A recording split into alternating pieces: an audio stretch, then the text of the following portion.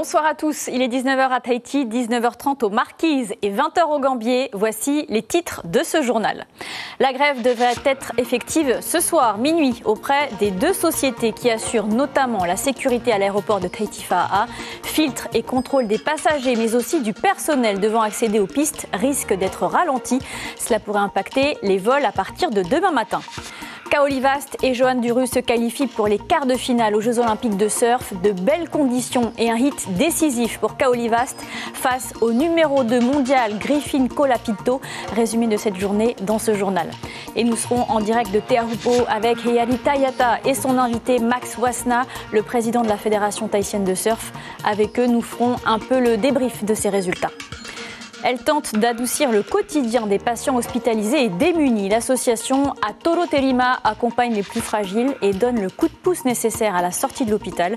Aujourd'hui, elle lance un appel aux dons pour diversifier ses missions.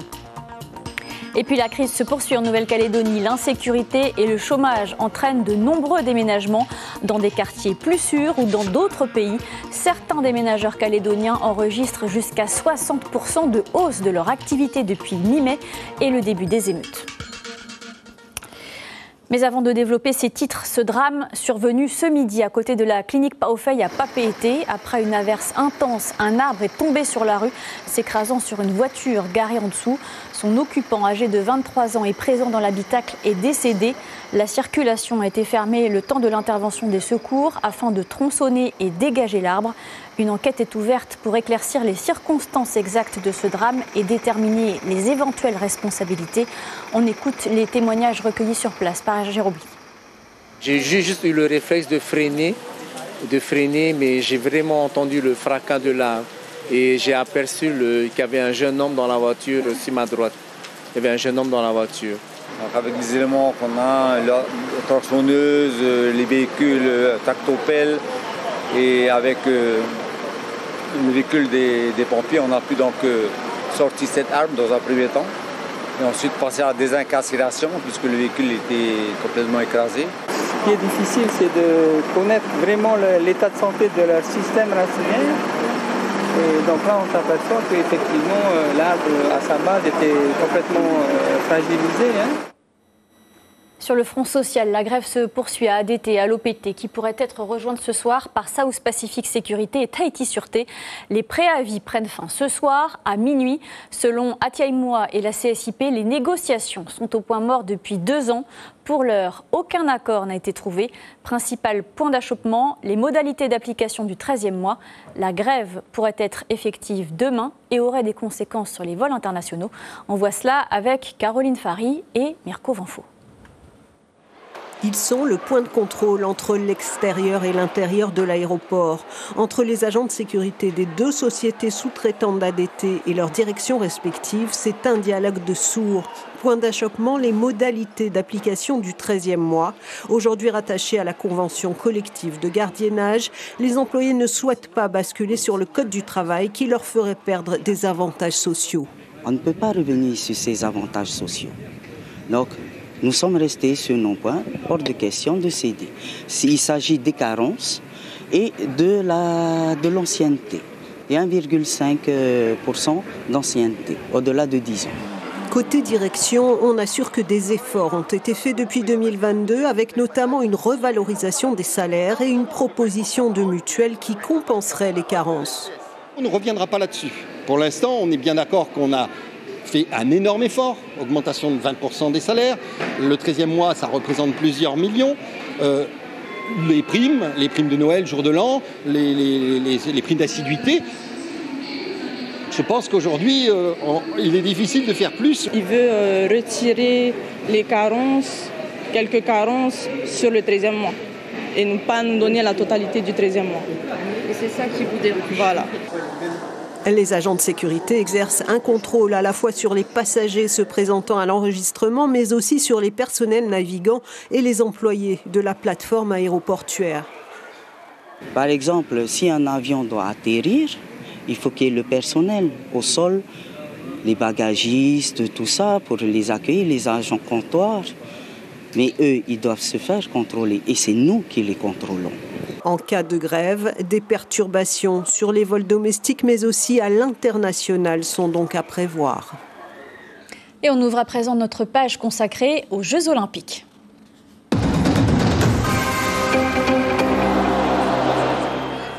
Troisième jour de compétition pour les Jeux Olympiques de surf dans de bonnes conditions. Chez les hommes, les Français Kaoli Vast et Johan Duru se qualifient pour les quarts de finale sur une vague magnifique. Kaoli Vast sort le numéro 2 mondial, Griffin Colapinto. Même scénario pour Johan Duru qui livre une performance magistrale face au Mexicain Alan Cleland. La compétition est pour le moment suspendue en raison des mauvaises conditions météo. Retour en images sur cette journée avec Rehei Najarian et les images du Pool France Télévisions. C'est une revanche éclatante pour Kaoli Vast. Dès sa première vague, le Français marque son territoire. En face, l'Américain Griffin Colapinto, deuxième au classement mondial, laisse parler son expérience. À 6 minutes de la fin, l'enfant de Veirao arrive en tête avec cette vague notée 7,77 sur 10. Une performance olympique à la hauteur de sa victoire. Il n'y avait pas énormément de vagues, on savait que c'était plus outside ledge, du coup plus au large, et il y a eu des grosses. Et il fallait qu'une bonne façon avec lui. Il prenait des 7, donc il fallait au moins faire la différence, au moins un 8 ou un 7 au-dessus. Et le mieux, c'était d'attendre les grosses. Et voilà, j'ai attendu, j'étais patient. Il restait quand même du temps et j'en ai profité pour avoir ma bonne vague. Autre qualification chez les Bleus, c'est celle de Johan Duru. Dès le début de la série, le surfeur de 35 ans met tout le monde d'accord. Face à lui, le Mexicain Alan Cleland lui répond coup sur coup. Mais le Français enfonce le clou avec cette magnifique vague notée 9,03 sur 10. Un sans faute qui l'envoie vers les quarts de finale. Les conditions sont parfaites. Mon truc que je voulais, c'était au moins avoir une bonne vague et après construire. Et ce qui s'est passé, j'ai eu une deuxième. C'est les vagues parfaites dans cet endroit incroyable. Donc c'était un truc de fou. Je suis trop content, j'ai même pas les mots, c'était incroyable. C'est donc deux qualifications françaises au goût amer, puisque Kaoli Vast affrontera son coéquipier Johan Duru lors des quarts de finale. Même cas de figure pour le Brésil. Gabriel Medina, auteur de la plus belle vague de la compétition, sera face à Joao Chianca. Quant à Jack Robinson, il rencontrera son confrère Ethan Ewing dans un duel 100% australien. Et nous prenons tout de suite la direction de Te Ahupo où nous retrouvons sur place Heiari Tayata en direct avec Marcel Bonneau à la caméra. Heiari, vous êtes avec le président de la Fédération tahitienne de surf. Quelle analyse faites-vous ce soir des résultats de la journée ? Oui, bonsoir, Monsieur Lucille, bonsoir à tout le monde. Avant de parler à notre invité ce soir, on s'est mis exprès ce soir au bord de route pour vous montrer cette petite image-là du bateau Aranui qui est actuellement au mouillage devant la passe de Veirao. Vous le savez, tous les athlètes engagés pour les Jeux Olympiques sont logés à l'intérieur. Voilà pour une petite introduction. Et puis voilà, comme tu le disais, nous sommes avec Max Wazna, président de la Fédération de surf Polynésie. Max, bonsoir, merci de nous avoir acceptés ce soir. Merci, bonsoir à tout le monde. Alors, qu'est-ce que vous pouvez dire après ces 3 jours de compétition? Les vagues étaient au rendez-vous à Te Ahupo, c'est une fierté pour vous. Bon, on a eu 3 jours de différentes vagues. Et aujourd'hui, on a des vagues exceptionnelles ce matin. On va dire vraiment, Te Ahupo s'est réveillé. Donc on est content de cette journée. En plus, Kaoli et Johan Duru se sont qualifiés avec des bons scores. Donc on est content. Kaoli Vast, on revient un peu sur notre athlète local qui a concouru ce matin. Vous le connaissez bien, vous êtes fier de son parcours, on imagine. Qu'est-ce que vous pouvez nous dire sur cet athlète? Oui, Kaoli est de la presqu'île aussi, de Veirao, et il surfe Te Ahupo depuis tout petit. Donc on est fier, on est fier de notre garçon qui est notre Taito. Et on espère qu'il va aller encore plus loin. Bon, le seul bémol, c'est qu'il tombe en même temps que Johan Duru en quart de finale. Mais bon, c'est comme ça, on n'y peut rien. Max, quelle différence est-ce que vous voyez avec les autres compétitions qu'on a l'habitude d'avoir ici avec la WSL par exemple et ces Jeux Olympiques?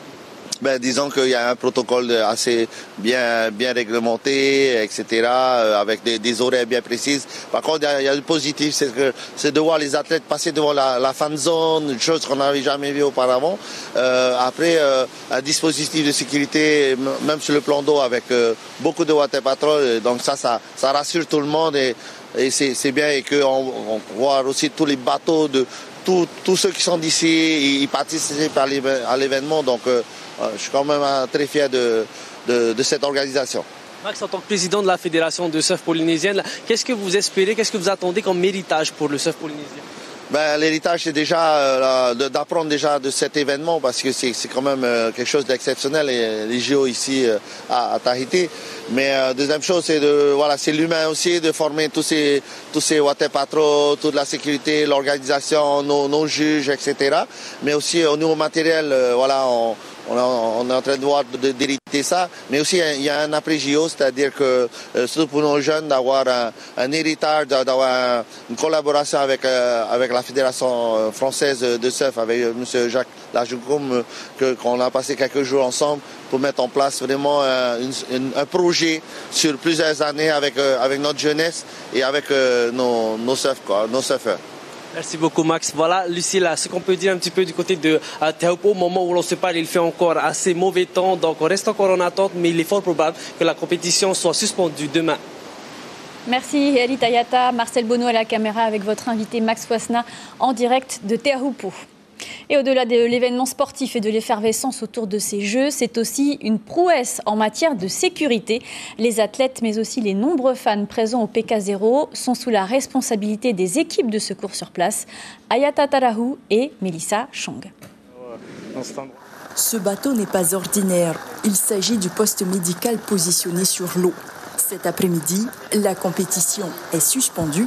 La bouteille d'oxygène peut être rangée, les brancards aussi. Sous cette tente, du matériel de secours optimal pour parer à toute éventualité. Par rapport à la WSL, par exemple, c'est sûr qu'on est en nombre. On a 3 médecins urgentistes qui sont présents tous les jours sur la zone avec 3 médecins du sport. On a également 3 à 5 infirmières et puis également 4 à 5 kinés qui sont là tous les jours. Donc c'est sûr qu'on a un dispositif qui est très complet. Aux côtés du personnel médical, la Fédération polynésienne de la protection civile. Ces petits bonhommes orange, 18 au total, sont aussi discrets qu'indispensables. Ils connaissent les lieux et les processus comme leur poche, mais pour ce rendez-vous olympique, il a fallu répondre aux exigences imposées. Depuis 1986, je crois, ici, avec la Gauchaplo. Et donc, on nous a demandé, c'est Paris 2024, le médecin de Paris 2024, de mettre en place un protocole de relevage de personnes sur le slate. Donc, on a travaillé depuis mars, avril, on l'a validé et voilà. On a travaillé avec les Water Patrol pour ce dispositif qui marche bien. Sur terre comme en mer, les secours restent en alerte. Depuis samedi, le personnel médical soigne des blessures bénignes. À Teahupo'o, néanmoins, les défis sont multiples. Gestion des risques sanitaires, coordination des secours en cas d'accident ou de malaise et anticipation des menaces naturelles ou humaines. Oui, les pompiers de Tayarapu Ouest, de Tevayuta et un hélicoptère sont également mobilisés sur place pour assurer les éventuelles évacuations d'urgence. La fanzone du PK0 accueille le public chanceux tiré au sort, mais aussi les Miss Tahiti. Elles sont allées à la rencontre du public aujourd'hui. Elles ont également eu le privilège de s'approcher de la vague de Teahupo'o à bord du bateau. À noter que de nouvelles places, toujours gratuites, peuvent être réservées sur le site officiel jusqu'à écoulement. Image signée Eyari Tayata. Et c'est la fin de cette page consacrée aux Jeux Olympiques. Résumé complet de cette journée à retrouver juste après ce journal en immersion avec l'équipe de France, mais aussi avec les Water Patrol, les anges gardiens du spot, dans notre page spéciale.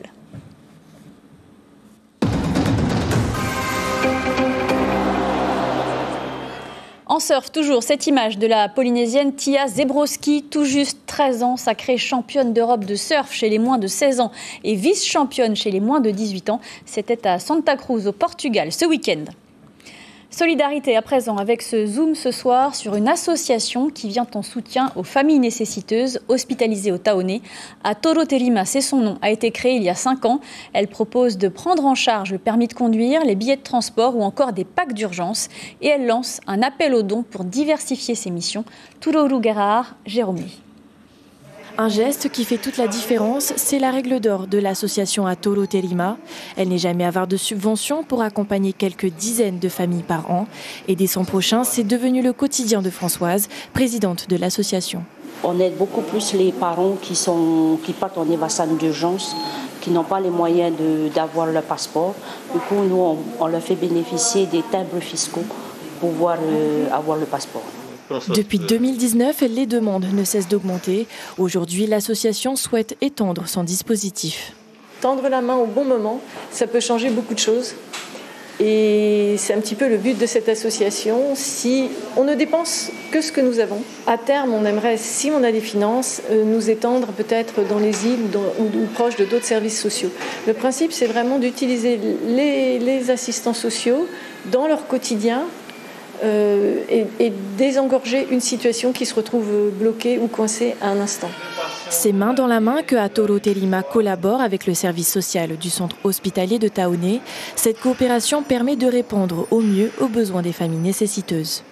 On travaille souvent avec eux dans les situations d'urgence, lorsque justement on ne peut pas interpeller la CPS et la DSFE, souvent pendant les heures hors administratives. Le budget de l'association ne dépasse pas les 500 000 francs pacifiques. Atoro Terima lance donc un appel aux dons sur la plateforme www.anaveil.org, un simple geste qui peut changer la vie de toute une famille. Direction la Nouvelle-Calédonie à présent où la crise continue. Certains déménageurs enregistrent une hausse de 60% de leur activité. Les départs de Nouméa, voire du pays, ont diminué mais restent nombreux depuis mi-mai. En cause, l'insécurité ou le chômage qui touche les familles. Le point avec nos confrères de Nouvelle-Calédonie la première, Brigitte Wahap et Cédric Michaud. Non mais le canapé, il part pas. Hein. Celui-là, il part pas. Monique et Jean-Marc, installés en Nouvelle-Calédonie depuis plus de 20 ans, ont décidé de quitter le pays. Une décision prise suite aux émeutes du mois de mai. Comment on décide de partir quand on constate que la vie devient toujours un petit peu plus difficile, qu'il n'y a pas de perspective à court ou moyen terme? On se dit que dans ces conditions-là, notre place n'est plus ici. Poema Barthélémy est commerciale pour une compagnie de déménagement. Elle s'occupe du suivi depuis l'emballage en carton jusqu'à la mise en conteneur et le départ vers la destination finale. C'est quelque chose qu'on fait au quotidien, c'est par rapport à ce que les clients en déménagement à apporter en métropole. Donc, ce qu'il faut emballer, on emballe. La société de déménagement a vu son activité augmenter considérablement depuis la mi-mai, non seulement vers l'exportation, mais également local, vers des quartiers plus sécurisés. On va dire que sur de l'export, je suis facilement à 60% en plus. Tout volume confondu, hein. Ça peut partir d'une simple valise jusqu'à un conteneur complet. Sur les locaux, les déménagements locaux où on a énormément bougé les quartiers nord vers les quartiers sud. L'activité n'arrête plus également dans cette compagnie. Les employés remplissent des conteneurs prêts à partir. La nouveauté de ces départs pour le directeur, c'est qu'il n'y a pas seulement les métros qui quittent le pays, mais également des Calédoniens. Un mois, on a triplé la demande en exportation, donc départ définitif. Sur juillet, la demande a persisté. La plupart, c'est qu'ils ont eu peur ou alors qu'ils ont perdu leur travail et qu'ils n'ont plus de solution, en fait. Donc, ils veulent repartir. Mais ça va concerner les métropolitains en général, quoi. Maintenant, il y a quand même une demande de Calédoniens que je n'avais pas avant. Dans l'autre sens, de l'Hexagone vers la Calédonie, les entreprises ont enregistré 10% d'annulation. Mais pour connaître les chiffres exacts des départs définitifs, il faudra encore attendre quelques mois. Et toujours en Nouvelle-Calédonie, l'usine de nickel du Nord, Koniambo Nickel SAS, annonce le licenciement de près de 1200 salariés pour motif économique. L'usine était en sommeil depuis février dernier et n'a pas trouvé de repreneur. Seule une cinquantaine d'employés conservent leur poste pour le moment. Un coup dur pour les salariés bien sûr, mais aussi pour les comptes sociaux de la Nouvelle-Calédonie et particulièrement de la province Nord, dont l'essor économique et social reposait sur l'activité de cette usine qui n'a pourtant jamais été rentable. Retour en Polynésie, à Ho, au Tuamotu. C'est la fin du Heiva Tuaro. Après 2 semaines d'activités sportives et culturelles, l'événement s'est refermé avec l'élection de Miss et Mister Heiva et un concours de danse. Maria Kaina est élue Miss et Riki Fawa Iverno Mister. Quant à la récompense de meilleure danseuse, elle revient à une stagiaire du RSMA, Heita. On écoute le bilan de Rindi Tewira Hioe, co-organisateur de l'événement. Il répond aux questions de notre correspondant Mathieu Allo. Ça a été 2 semaines intenses, hein, et beaucoup d'émotions, beaucoup de joie de la part de notre jeunesse. Beaucoup de sourires. C'était une première qu'un collectif indépendant de la commune organise. C'est à renouveler selon toi? Exact, oui. En fait, on essaie, on aimerait bien renouveler cela en essayant d'améliorer avec les petits défauts qu'il y a eu pendant les 2 semaines. Voilà. Et avant de refermer cette édition, je vous en rappelle l'un des principaux titres, la qualification de Kaoli Vast et Johan Duru en quart de finale des Jeux Olympiques de surf. Aujourd'hui, les 2 Français seront face à face. Ils rejoignent Vahine Fierro et Johan Defay, déjà qualifiés également pour les quarts. La compétition est suspendue ce mardi pour le moment en raison des mauvaises conditions météo. Prochain call, 17h45 demain. Il n'y aura donc pas de direct demain matin. À la une de Tahiti Info, justement, demain, Magic Teahupo'o avec cette photo incroyable. À suivre, votre page spéciale consacrée aux Jeux Olympiques de surf, le résumé de cette journée, puis la série 911 Lone Star. L'information locale continue dès demain matin, 6h en radio, avec Axel Mézinel et Abinera Tematahotoa. On se quitte sur les plus belles images de Teahupo'o aujourd'hui. Très belle soirée sur la première et à demain.